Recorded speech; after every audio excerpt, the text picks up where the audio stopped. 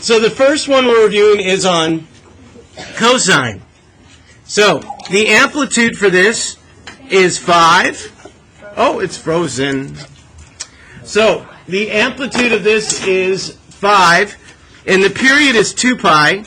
But do you notice that we're multiplying times 4 inside? So undo multiplying, we divide, and one cycle or one period is pi over 2.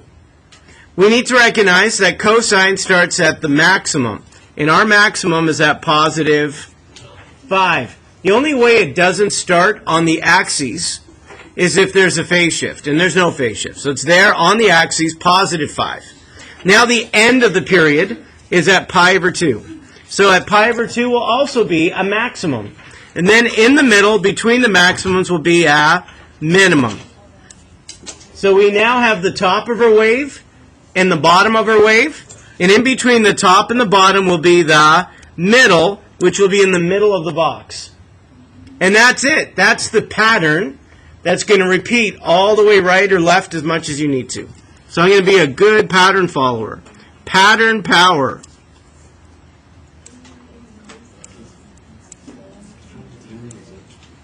Yes, team Umizumi. Pattern power. That girl that had the pattern dress. All right. See? The whole reason you're here doing this is because of that. That when you were little, you watched a cartoon that had math involved. Now you think, how weird would that be? Why would you watch a cartoon with math in it? The last thing right now you'd watch is a show on your own that has math involved in it, right? But back then, right, they brainwashed you. Watching something educational. I'm good with this. This is going forever.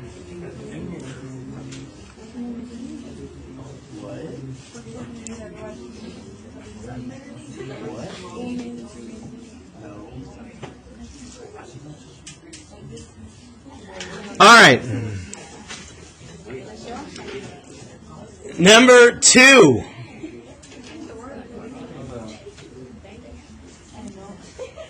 Next, I'm graphing tangent. Does tangent have an amplitude? No. The period for tangent would be pi. Is there anything multiplying inside that would change the period? Yes. How do I undo a fraction?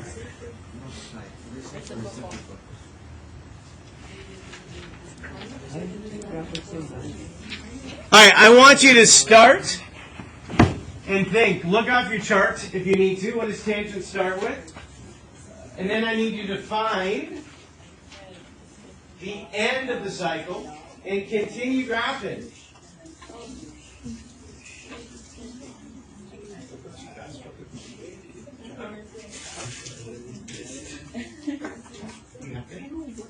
I just want you to practice it. I promise, right? Even if we get time for the other period, I'd like to hand you the piece of paper, right? See. Okay.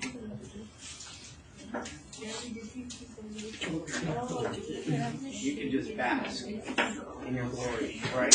You did the work, and you know, you can be the queen of trigonometry. Just relax.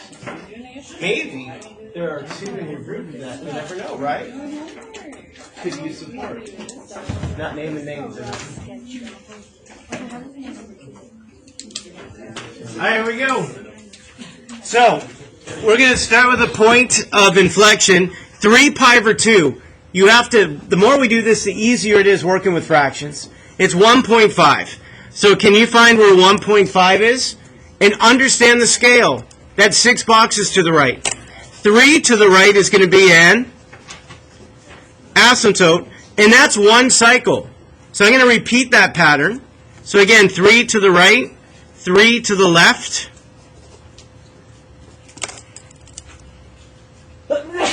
God bless you. That was a healthy one. Maybe that's a pun. Then, where do I find a point to curve through? And the first point of inflection and the asymptote, we're going to have to find the middle between that, which is in the middle of a box. And then we're going to go up to 1. So the number in front of tangent tells me and helps me with the y-coordinate of where it curves through. So again, on the other side, I'm going to go to -1 in the middle. So find the middle of the box and go to 1. Find the middle of the box and go to -1. And now you've completed the pattern.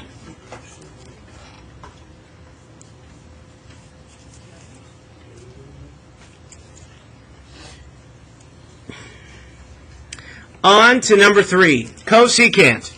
Does cosecant have an amplitude? No. The period for this would be 2 pi. Is there anything multiplying inside that would change that? So the inverse of multiplying is to divide. So what's the length of the period of this function? Pi. Cosecant starts with an asymptote. So we're going to start with an asymptote. Then the period is pi, so 4 boxes to the right. That ends the period. Now, tangent and cotangent only have 2 asymptotes to complete a cycle. But for cosecant and secant, we need 3 asymptotes to complete a cycle. So in the middle is going to be a 3rd asymptote. Now, the number multiplying in front, 3 over 2, which is 1.5, that tells you where the upper and lower turning points are. So we're going to start with an upper because it's positive in front, and then a lower at -1.5. And there's our pattern that we're going to repeat as much as necessary, right and left.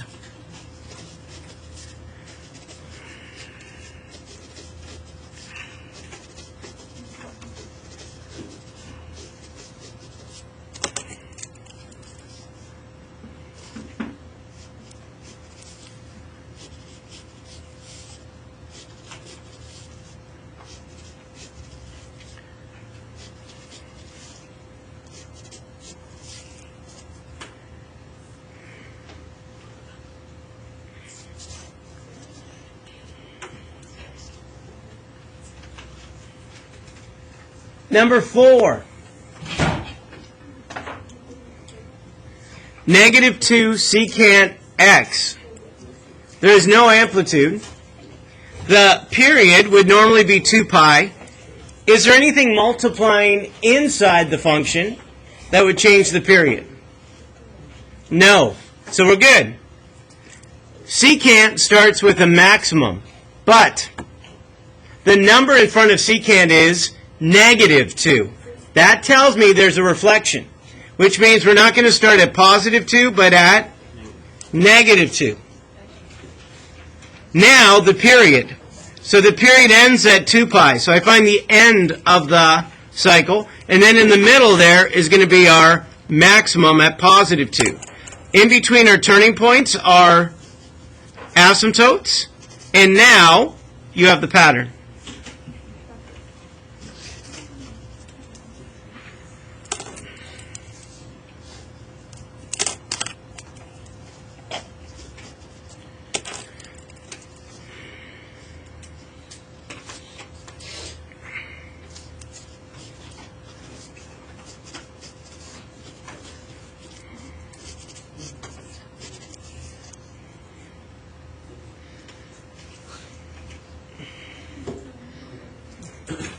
And again, you can feel how your soul feels like doing trigonometry, right? Right there in the middle, right? You see that?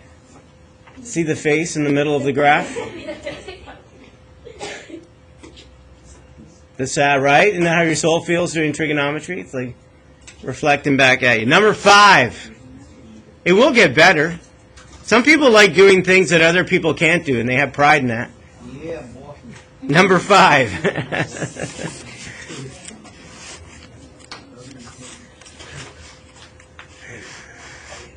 All right, cotangent has no amplitude, but the period is pi. Inside is multiplying times 2, so we're going to divide. Cotangent starts with an asymptote. And at pi over 2 will be the end of the cycle. In the middle will be a point of inflection. Now this one is 1/2. So it's kind of going to be in the middle. Can you find where 1/2 is? Kind of 1/2, 1/2. And that's what it's going to curve through. And there's the pattern. So in between the point of inflection and the asymptote, you're going to go up 1/2 and you're going to go down 1/2. So it's in the middle of the box. And that's it. That's the pattern. For cotangent, it goes up to the left and down to the right. For tangent, it goes in the other way. Okay? All right, continue with the cycle. Be a good pattern follower. And then on to number 6.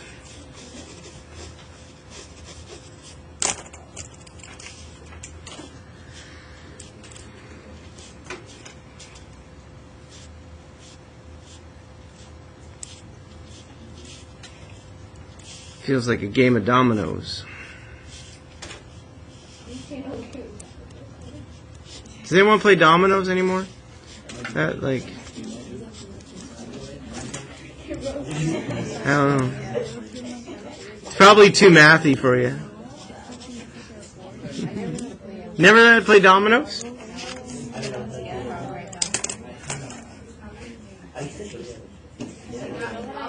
All right, number 6.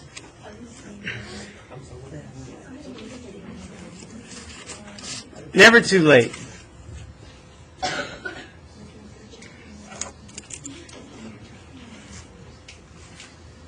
If you ever go to the street fair in Palm Desert, like Saturday, Sunday, there's a vendor that sells like the most expensive like domino. I don't know if they're made out of elephant tusks. I don't know what they are, but they're not like dollar store stuff. Some of these old guys like it. Maybe old women too, but old guys, I'm telling you, like that's what they do. Wake up and some of them like get coffee and play dominoes, you know? Here we go, number 6. Maybe that'll be me one day. So, hey, sine has an amplitude. It's 3. The period is 2 pi, but times the reciprocal to undo that what's inside the function. And I'm going to reduce it down. 2 goes into 8 4 times. So it is 5 pi over 4. That's the period. So, sine starts in the middle. And then add 5 pi over 4. So just count 1, 2, 3, 4, 5. There we are on the graph. That's the end of the cycle. In between, and we went 5, so that's 2.5, is going to be a third middle point. Can you do that and follow the pattern? And then in between there, like at 1 and 1 1/4, 1.25 or something like that, it's going to go up to 3.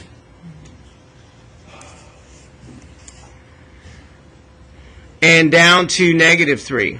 It's a little bit trickier because it's like in the middle of the boxes, right? So it's not as comfortable as when it's right on a lattice point. It's like right on the grid. But that's the pattern. So 1, 2, 3, 4, 5. 1, 2, 3, 4, 5. Find the middle of it, 3 middle, and then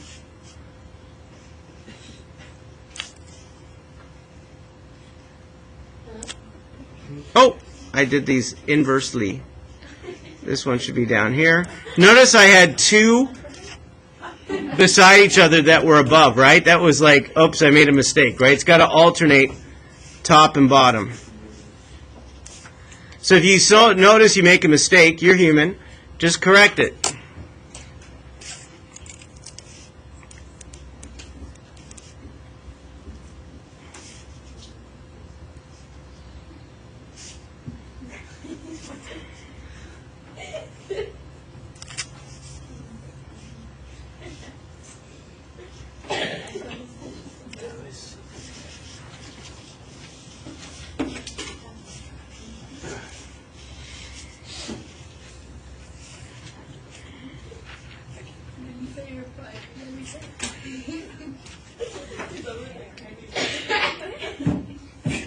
You guys are having too much fun graphing trig functions. All right. Turn the page. Now, these are going to involve phase shifts and vertical shifts. So, number 7, together.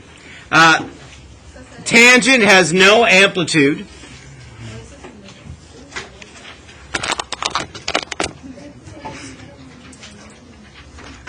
The period is pi, and there's nothing multiplying inside to change it, so we're good. The phase shift is positive pi over 4. I circle it because that's where we're going to start our graph. There's a vertical shift of negative 3. That's where our point of inflection is now, so it's no longer at 0. The point of inflection is at negative 3. And that means that's where our middle of our graph is going to be, at negative 3. So, at pi over 4, tangent starts with the point of inflection. So can you find pi over 4 and negative 3? That's where our graph starts. The period is pi. That's 4 boxes to the right. So count 4 boxes to the right, and we're going to put down what we start with is what we end with. And then in the middle, between those point of inflections, is an asymptote. And we have our pattern. So I'm going to follow that pattern, and then I'll do the turning points.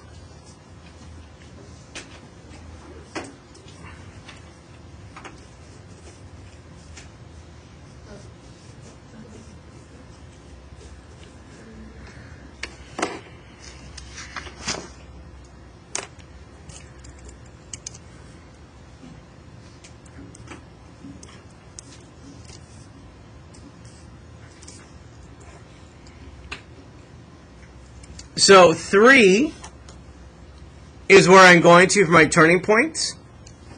So in between the point of inflection and the asymptote, I'm going to count up 3. So 1, 2, 3, and I'm going to curve up through that. This one's going to be tougher because it's below my graph. So 1, 2, 3, it's below my graph. So I'm just going to put a point below my graph.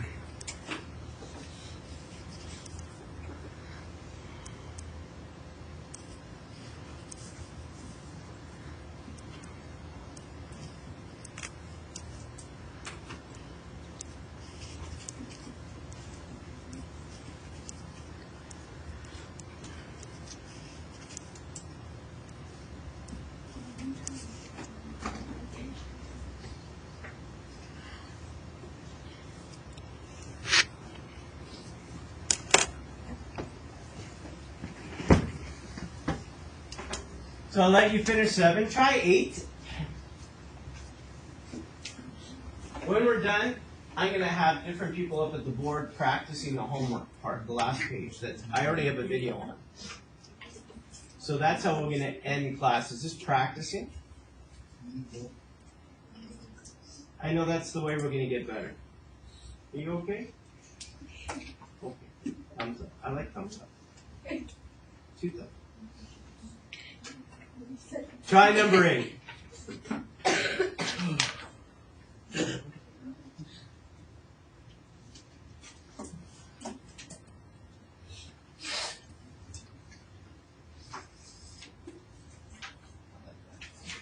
You know what? You want to told yourself?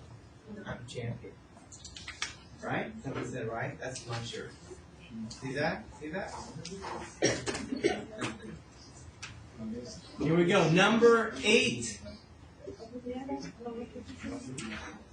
Oh, you hear about these? Oh, they pay good.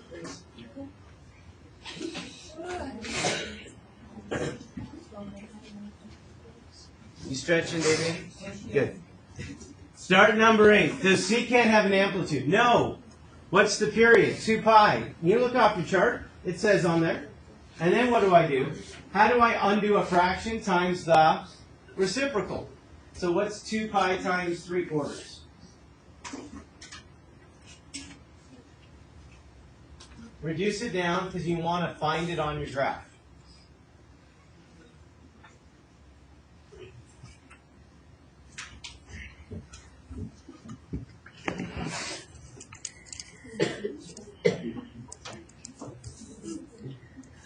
So if I reduce it down, it's 3 pi over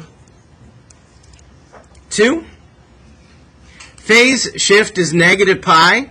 There is no vertical shift, so 0 is the middle of my graph. I'm going to find negative pi, and know that secant starts with the upper vertex. Because it's positive in front, it's going to start at positive 2.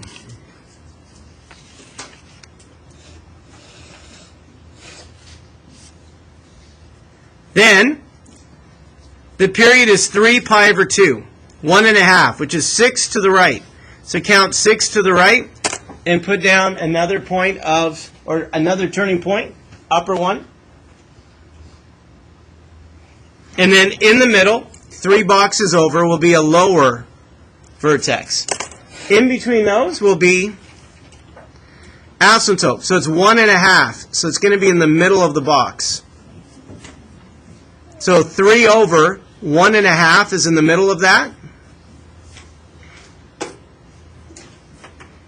And then we're going to follow that pattern and then draw the curves.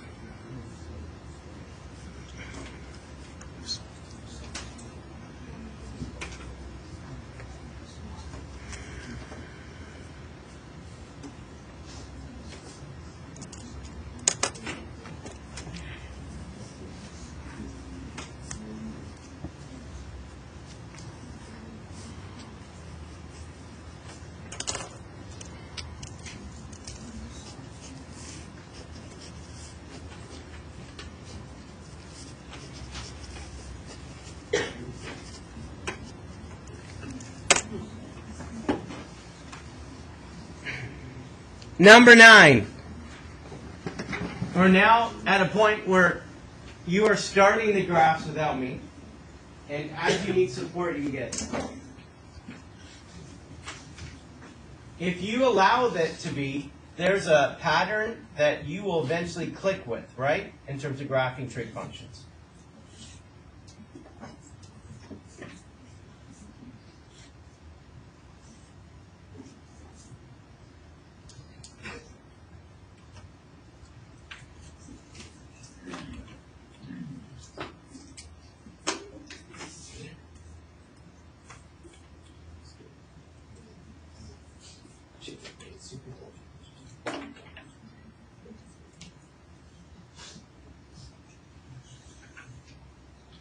I'll get my red skates on next week.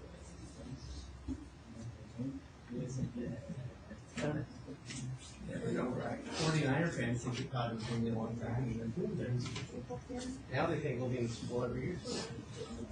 I mean, I know this is not how it works, right? Like, he reminds me of Dan Marino, right? What's his big moment a little bit, you know?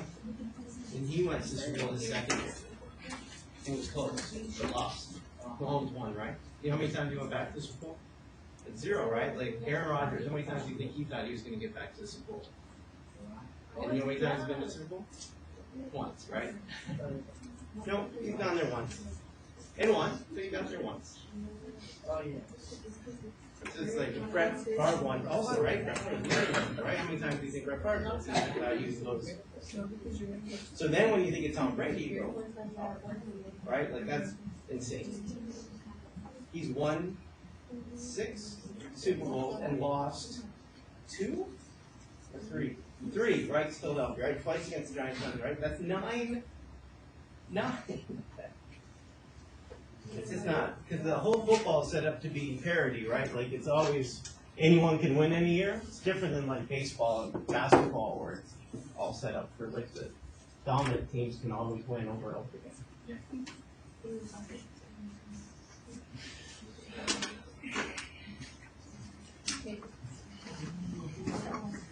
Okay. So number 9. Does sine have an amplitude? Yep. It's 2. The period is 2 pi and it doesn't change. The phase shift is positive 3 pi over 2. That's where we're going to start. The vertical shift is 1. That means our middle is y equals 1. It would be helpful to write this over here. Because we have a vertical shift, our max now is at 3, and our bottom now is at negative 1, right? So that we're aware where we're going to for the top of the wave and the bottom of the wave. So I'm going to find 1.5, and sine starts in the middle. And our middle is at positive 1. Our period is 2 pi, which is 8 to the right. I can't go 8 to the right. So you know what I'm going to do? I'm going to go 8 to the left. So because I can't go to the right, I want to get a good pattern that I can repeat. So instead of to the right, I go to the left. Same thing. Now, I can start from either point in terms of understanding it. Sine is positive, so we need a middle point from here. So 4 to the right or 4 to the left. So understand we started here, and when we count back, those are my starting midpoints. So in the middle, we're going to go to positive 3 and go down to negative 1. Now I have a pattern.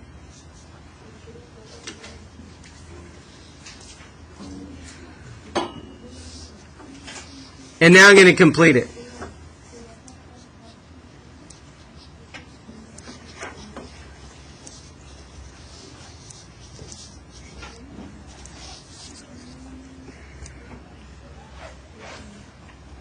All right, number 10. Good morning, Jen. Good morning.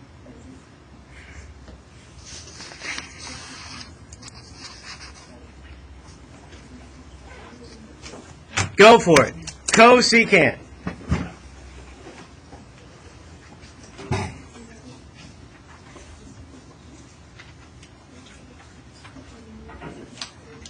Were you here yesterday? Can you grab this yesterday?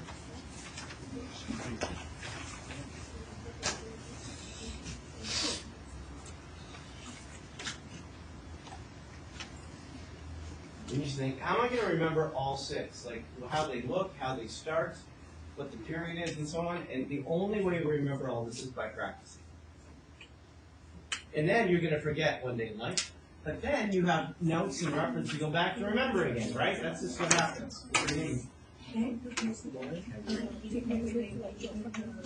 So cosecant starts with then what? So you have a chart, or did you not fill in the chart for that yet? Was it not quite? It starts with an asymptote. So we're going to do, before we do anything else, we need an asymptote, asymptote, asymptote. That's the beginning of cosecant, or the asymptote. Okay? You go to the phase shift, and then put down an asymptote. And then count the period, and then put down another asymptote. And then even another one, 3 of them, in the middle of that. And then go from there.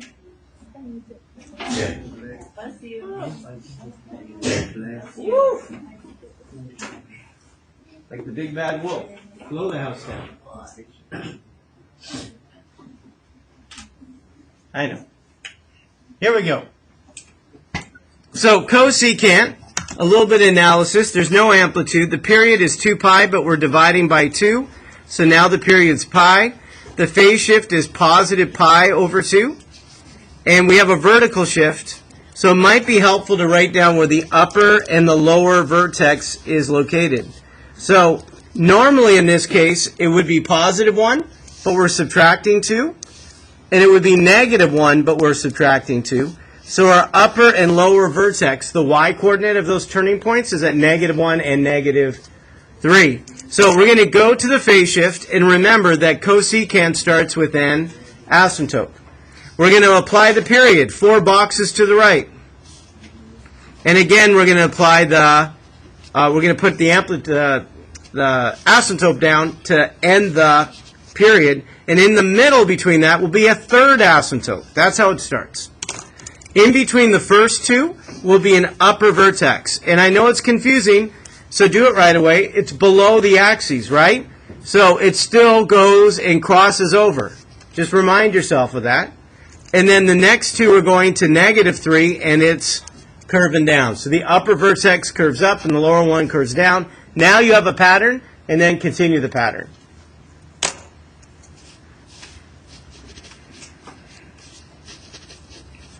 Once I know where the asymptotes are, I just kind of fill them in first, and then I make sure I'm oscillating the turning points.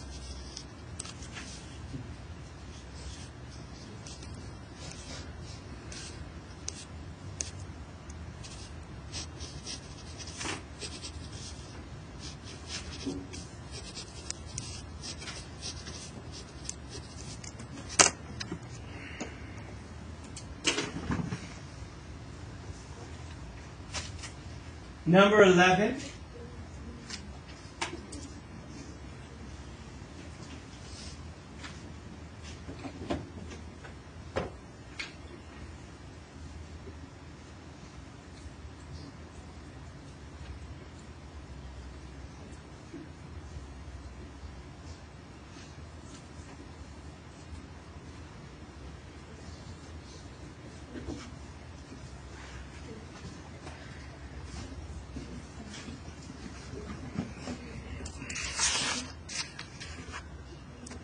Cosine has an amplitude. I don't see a number in front. So the number I don't see, the amplitude is 1.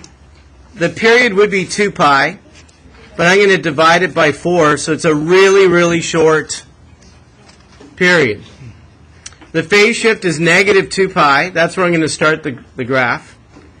There's a vertical shift of 1, so everything's been shifted up 1. So the top of the wave now is at 2, and the bottom of the wave now is at 0.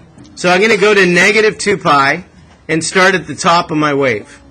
So negative 2 pi, and the top is at positive 2. My period is pi over 2, which is only 2 boxes to the right. That ends the cycle. And in the middle between them is the bottom of the wave, which is at 0. Make a little, you know what it looks like? An Arctic fox in the snow. You just see the eyes and the nose. You see the Arctic fox? Yeah, that's what it looks like. You see the Arctic fox, Michael? It's kind of in the snow, hidden in the graph paper. Yeah, there you go. All right, you see the Arctic fox looking at you. It has the one defense. It can hide. That's its defense. All right, let's follow the pattern.